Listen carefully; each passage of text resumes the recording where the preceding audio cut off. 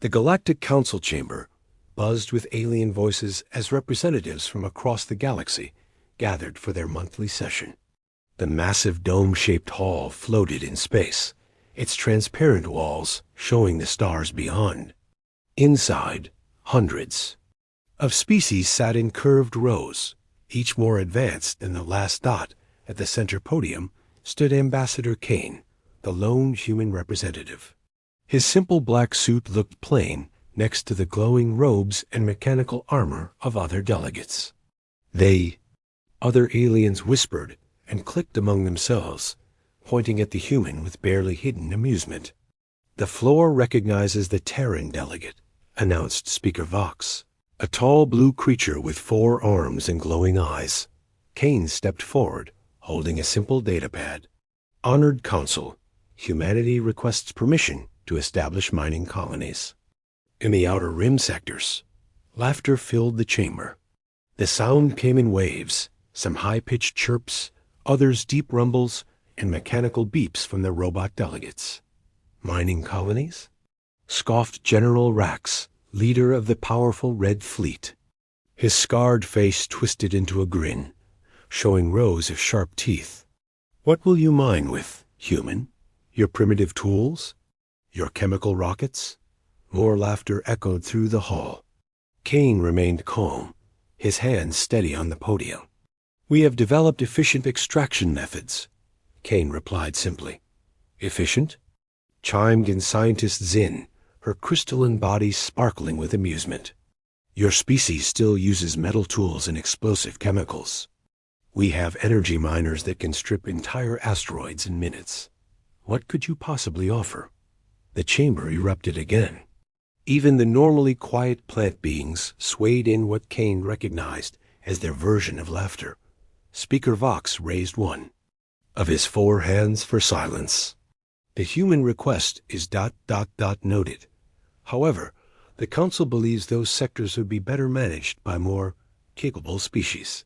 Kane nodded once. "I understand. However, I must inform the Council that we will proceed with our plans regardless. The sectors we've chosen are unclaimed according to galactic law." The laughter stopped. The chamber fell silent. General Rax leaned forward, his massive frame casting a shadow over nearby delegates. "You dare to ignore Council recommendations." "Primitive? Not ignore," Kane said calmly. "Simply exercise our legal rights as a recognized galactic species." "Legal rights?" Scientist Zin's voice turned cold. "Your species was only granted recognition because of your unique resistance to certain hazards. That doesn't make you equals." Kane smiled slightly. "Perhaps not, but it makes us citizens." The human turned and walked toward the exit. Behind him, angry voices rose from every corner of the chamber. "Arrogant species," muttered Commander Locke, a reptilian creature covered in scales. "They think surviving one plague makes them special." "Let them go to the outer rim," said General Rax with a cruel laugh. "Those sectors are filled with dead worlds and ancient ruins.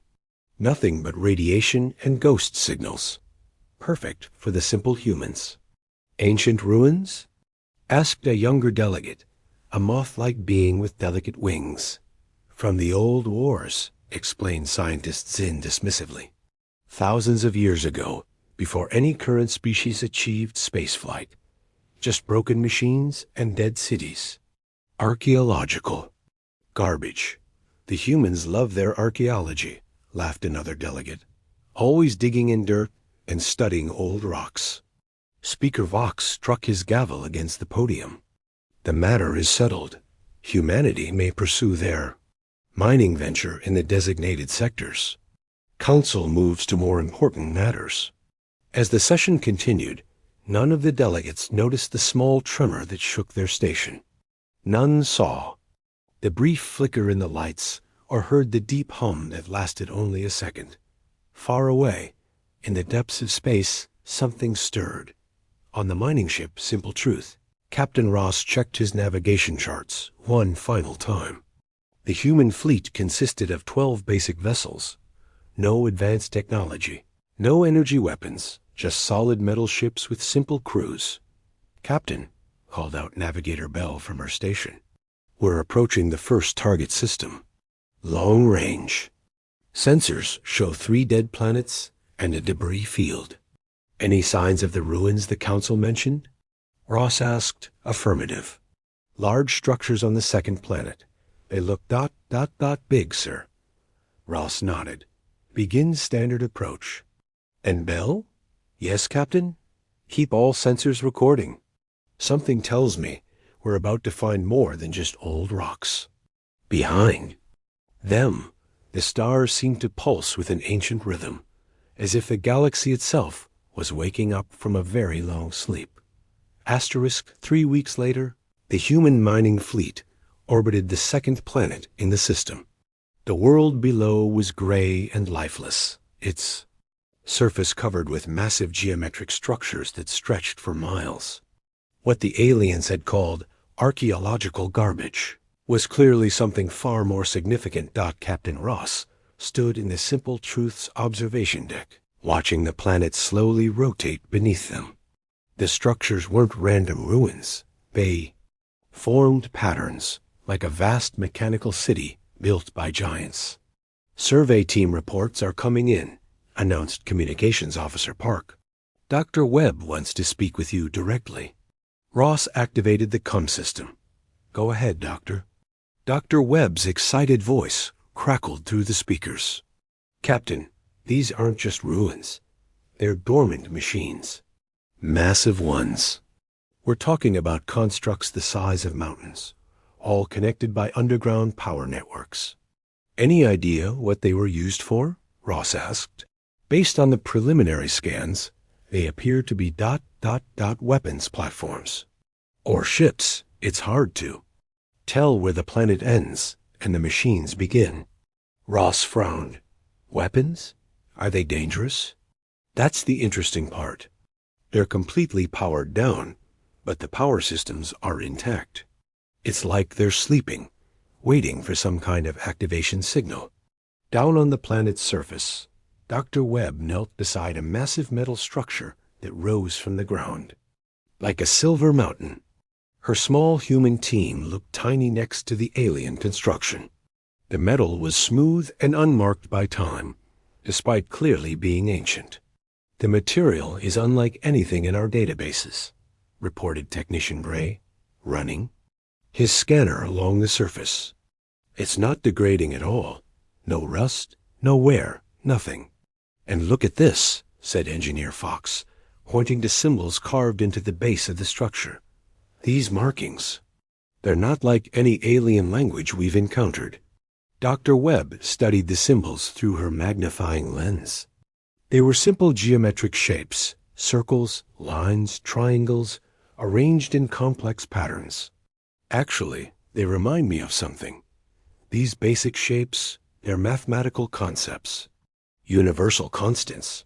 "You think they're instructions?" asked Gray. "Maybe, or maybe they're recognition codes." Meanwhile, in space above them, the mining ships continued their work. The asteroid field contained rich deposits of rare metals, exactly what humanity needed for their expanding colonies. It was honest work, the kind the other species mocked humans for doing. Chief Miner Stone operated his extraction unit with practiced ease. The machine was simple compared to alien technology. No energy beams or matter converters, just good old-fashioned drilling and smelting. But it worked, and it worked reliably. "Another full load ready for transport," Stone reported to his crew. "These rocks are loaded with minerals the core worlds pay premium prices for." His partner, Miner Cole, laughed. "Let the aliens keep their fancy energy miners. Our equipment might be simple, but it doesn't break down every other day like their stuff does." As Stone's drill bit deeper into the asteroid, it struck something unusual. Instead of rock, his sensors detected metal. Old metal. "Cole, come look at this," Stone called out. "There's something inside this rock." They carefully extracted the object, a small metallic device covered in the same symbols Dr. Webb had found on the planet below. It was no bigger than a human fist, but it hummed with dormant energy. Should we report this? Cole asked. Everything goes to the science team, Stone replied. That's standard procedure. Back on the Simple Truth, Captain Ross received reports from across the fleet. Every mining team was finding similar devices embedded in the asteroids. Every survey team on the planet was discovering more massive structures. The entire system seemed to be one giant machine spread across multiple worlds and asteroid fields. Captain, Dr. Webb's voice came through the comm again. I think we need to be very careful here. These structures, I believe they're connected. All of them. The devices in the asteroids might be some kind of activation keys. Activation keys for? What? Ross asked. For the weapons platforms. Or ships. Or whatever these massive constructs are designed to be. Ross stared out at the gray planet below. Doctor, in your professional opinion, should we be worried? There was a long pause before Webb answered. I think we should be respectful. Whatever built these machines was incredibly advanced. More advanced than any current galactic species. And they built them for a reason. War machines, Ross said quietly.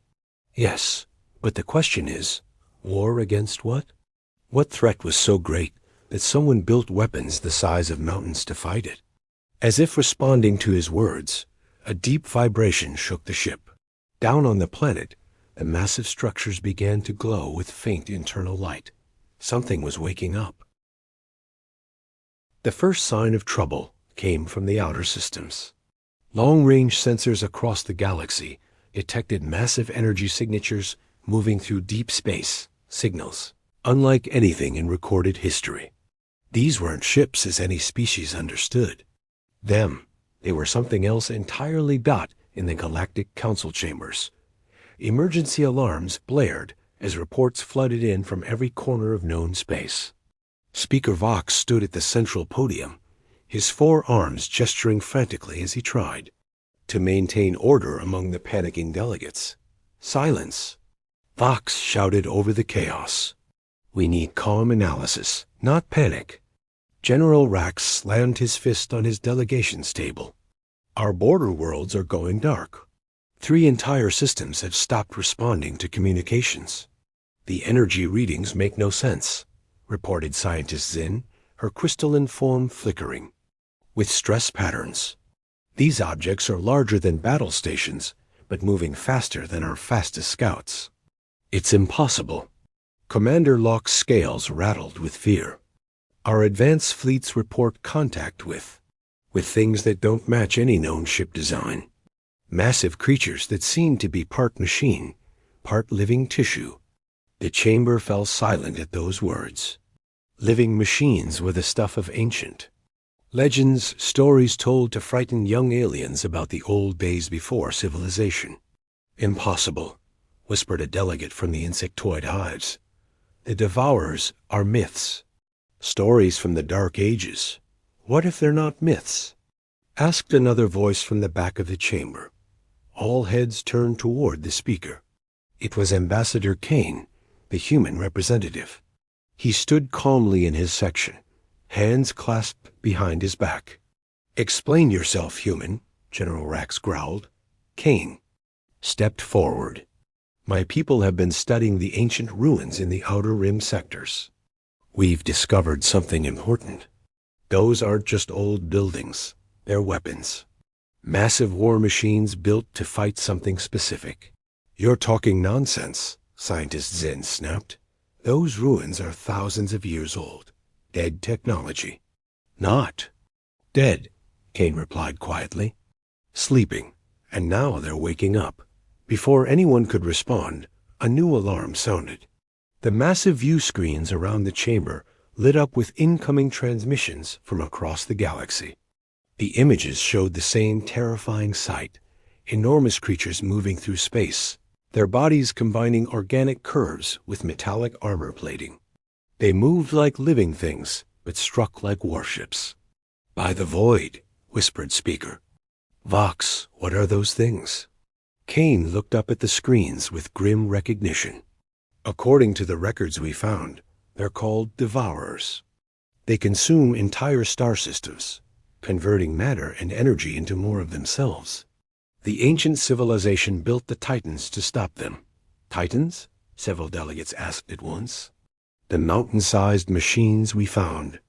They're not weapons. Platforms. They're warriors. Artificial beings designed for one purpose: hunting devourers. Meanwhile, in the outer rim, Captain Ross watched in awe as the planet below transformed. The massive structures were rising from the surface, shedding layers of rock and soil that had accumulated over millennia. What emerged were not buildings, but colossal humanoid figures made of living metal dot. Each Titan stood nearly a mile tall, their bodies gleaming with internal energy. Ancient weapon systems activated along their arms and shoulders. Their eyes, massive lens arrays, began to glow with purpose. Dr. Webb, are you seeing this? Ross called over the comb. Everyone in the system is seeing this, Captain. Webb's voice was filled with wonder. They're beautiful and terrifying. The lead Titan turned its enormous head toward the human fleet. When it spoke, its voice resonated through space itself, reaching every ship simultaneously. Small ones, the voice was like controlled thunder. You have awakened US from our long sleep. The Devourers have returned.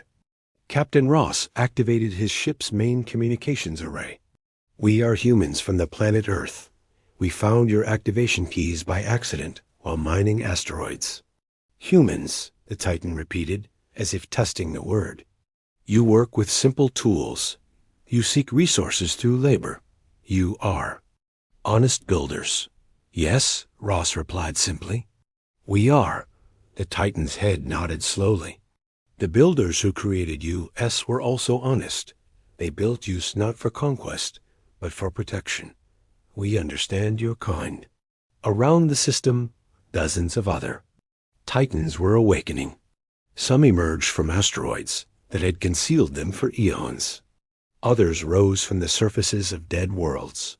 All of them began moving with ancient purpose toward the outer edges of the galaxy. Small builders, the lead Titan spoke again. The great hunt begins again. Your simple ways have earned our respect. We will protect your species and all honest builders from the devourer plague. Asterisk.